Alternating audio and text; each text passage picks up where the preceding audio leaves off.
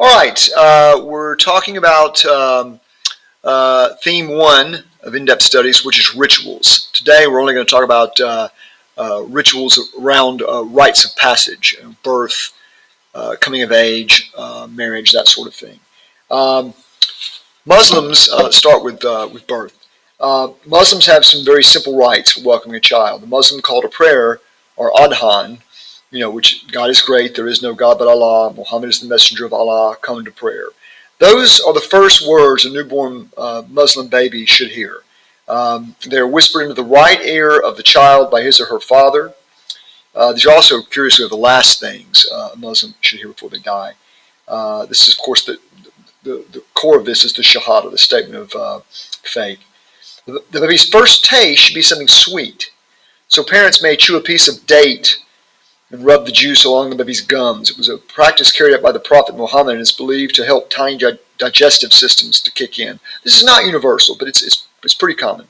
There are a number of events that take place on or after the seventh day. The Akika ceremony especially consists of two acts: the shaving of the hair from the head of the newborn baby, and the sacrifice of an animal, either a sheep or a goat. The hair on the child's head is shaven, and his weight in silver is given as charity. An animal is then sacrificed as a mark of celebration, distributed amongst friends, family, the poor, and a portion is kept for one's own consumption. It is reported in the Hadith that the Prophet said, "To whomsoever a child is born, and he wants to perform a sacrifice of Akika on behalf of it, he should sacrifice 2 goats for a boy and 1 goat for a girl." Girls. Another event that might happen on the seventh day is circumcision. Let's review the generalities of this. Now, all Jewish males are circumcised, as are all Muslim males, which, remember, is a much bigger number. And some Americans, for non-religious reasons. This began in the Gilded Age. It was believed that circumcision would reduce sexual feeling. Gilded Age Americans were pretty Victorian. And that it also was good for hygiene and prevented disease.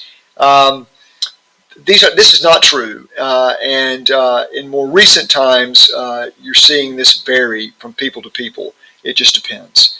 Muslims are still the largest single group, religious group to circumcise boys. In Islam, circumcision is also known as astahara, meaning purification. Circumcision is not mentioned in the Quran, but it's highlighted in the Sunnah, the Prophet Muhammad's recorded words and actions. In the Sunnah, Muhammad stated that circumcision was, quote, a law for men, unquote. So they do it. One reason given for the ritual is cleanliness. It is essential that every Muslim washes before praying, and circumcision is thought to aid in cleanliness. Some Muslims also see it as a preventative measure against infection and disease, kind of like, I guess, Gilded Age Americans. For the majority of Muslims, circumcision is seen as an introduction to the Islamic faith and a sign of belonging. In Islam, there is no fixed age for circumcision. The age at which it is performed varies depending on family, region, and country. The preferred age is often 7 among some Muslims, and some others are circumcised as early as the 7th day after birth and as late as puberty, actually. To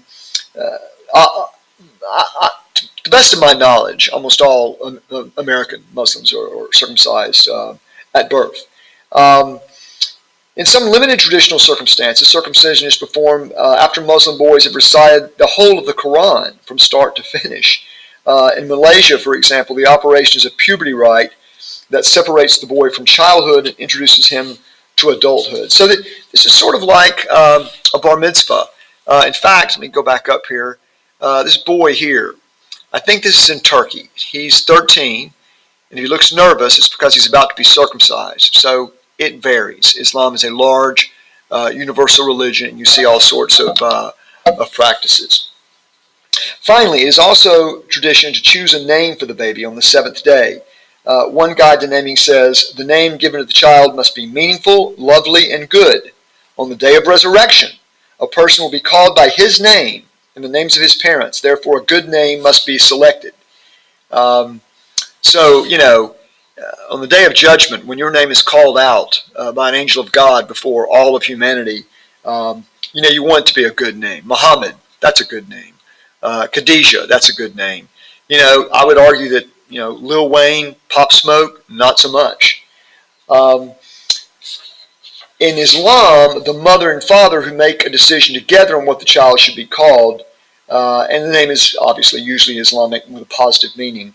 Sometimes the paternal grandfather whispers the adhan, the call to prayer, in the right ear of the baby and repeats or tells the newborn baby the chosen name 3 times. There are female variations of these birth rituals. The kika is performed with girls, but practices vary. Some regions and schools of thought say to shave the head of a girl, and some do not. As per the Prophet, 1 animal is sacrificed for girls. Before we leave, I want to say one thing too about circumcision, specifically female genital mutilation, FGM. I'm mentioning this because some people have heard about it and assume mistakenly this is a Muslim thing. The Muslims also circumcise female infants by mutilating or removing parts of their genitals. That's because there are a lot of Muslim-dominant places where this happens, but it is purely, and it's a horrible thing. I mean, it's very patriarchal, very misogynistic, and it's a purely cultural thing. It's not religious. In fact, several years back, remember that Egypt has a large Christian minority. The head of the Coptic Church, Christian church in Egypt, together with some Muslim clerics, got together and said, this is wrong. FGM is not Christian, it's not Islamic, and it should not happen. So I just want to clarify. Let's talk now about marriage. Zawaj, which literally means pairing. Muslim weddings vary enormously according to the culture of the people involved. Many people in the U.S., for example, confuse the celebrations of Pakistani or Indian wedding with an Islamic wedding and assume they're the same things. This is not so, of course. Many Muslims who marry are from widely different cultures. For example, European, Turkish, African, Malaysian, and so on. So a South Asian wedding, whether it's Muslim or Hindu, is going to be a really long, elaborate affair. And that is largely influenced from Hinduism. A Muslim wedding in other parts of the world might be very simple. Secondly, it's important to realize that the word wedding, means different things too for many Muslims. It is the Islamic ceremony that counts as the actual wedding and not the confirmation of that wedding in some sort of legal registration. In Islam, marriages are not considered to be made in heaven they are considered to be made in heaven, quote unquote, between soulmates, destined for each other. They're not sacraments like they are in Roman Catholicism, for example. They are social contracts which bring rights and obligations to both parties and can only be successful when these are mutually respected and cherished. Even when such contracts are broken, either party is entitled to seek divorce. It is not assumed that a couple will remain together till death do us part. Islam is realistic, like Judaism, if you'll recall, and aware that many marriages go wrong and break down for all sorts of reasons. However, most marriages commence with the best of intentions. The state of marriage is regarded as the ideal way for Muslims to live, as it is with Jews, you'll recall. Muslims and Jews, you don't see a lot of celibacy and monasticism like you do in Christianity. In fact, they're somewhat disapproved. It may lead to all sorts of psychological and physical tensions and problems. Sexual intimacy outside marriage is forbidden to Muslims, including all varieties of relationship, homosexual as well as heterosexual. Now, some of you might be thinking, I've heard that Islam is very patriarchal and marriage is tilted in favor of men. Certainly there are examples of that. That's true of every religion and every variety of Homo sapiens. But we're going to spend a good bit in the ethics and morality talking about gender rights and marriage law and how that evolves in Islam, and also about homosexuality and how that evolves as well. So at the same time of the revelation of the Quran, it was normal procedure for men to have more than one wife, up to the limits of their ability to support them. One difference between Islam and other faiths is that to this day a man may have more than one wife, up to the limit of 4 wives simultaneously, so long as it is not done to the detriment and hurt of the existing partner or partners. The refusal to hurt or abuse another Muslim is a basic requirement of Islam, and so it's assumed in polygamous marriage considerations. If a man feels unable to treat all parties with kindness, love, and scrupulous fairness, He is ordered by God not to take more than one wife. Muslim women are required to have only one husband at a time. They may still marry more than one man in a lifetime, but consecutively.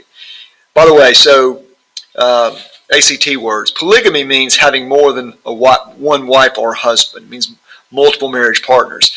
Having more than one wife specifically is called polygyny. It's that GYN. That's the clue we're talking about females here, which a man has more than one wife. Polyandry is polygamy in which a woman has more than one husband. You may be wondering, is that ever a thing? Rarely, but in small spaces in time, in geography, it has been a thing. I think medieval Tibet maybe comes to mind. But women, obviously have only one husband, but they can have multiple husbands sequentially, which is, very different than in Hinduism. You may recall that Muhammad's first wife, his beloved Khadijah, was a widow when they married, and after her death, he married several widows. So that's totally cool.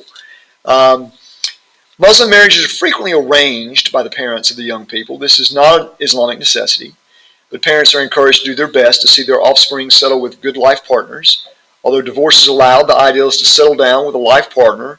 And of all things that God does permit, divorce is said to be the thing he likes the least. More about that later. Most young Muslims live sheltered lives. They're not encouraged to mix freely with the opposite sex and are constantly protected from the business of, quote, falling in love, unquote, which can lead to all sorts of heartaches, clouded judgment, unsuitable relationships, and tragic consequences. I'm totally in agreement with that statement. It is forbidden in Islam for parents or others to force, coerce, or trick youngsters, however, into marriage. There have been cases in the West where this has happened amongst Muslims, Hindus, and Sikhs, but publicity and education in Islam is improving the situation rapidly.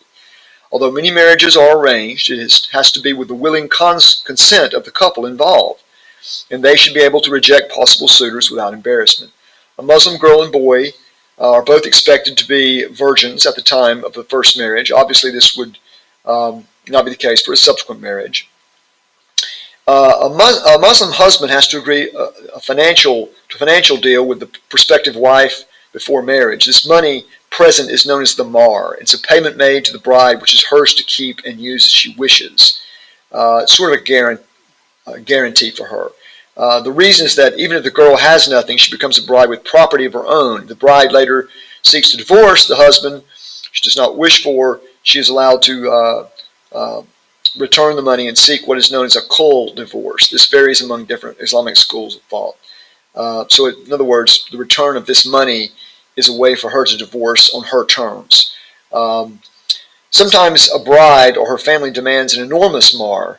The Prophet set the example of modest sums, and many Muslim women generously use their money to support their husbands and families in some way, although they are not obligated to do so.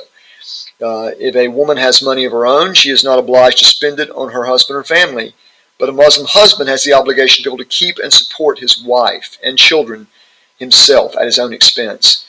If a wife goes out to work or donates money, this is to her credit and is regarded as an act of charity.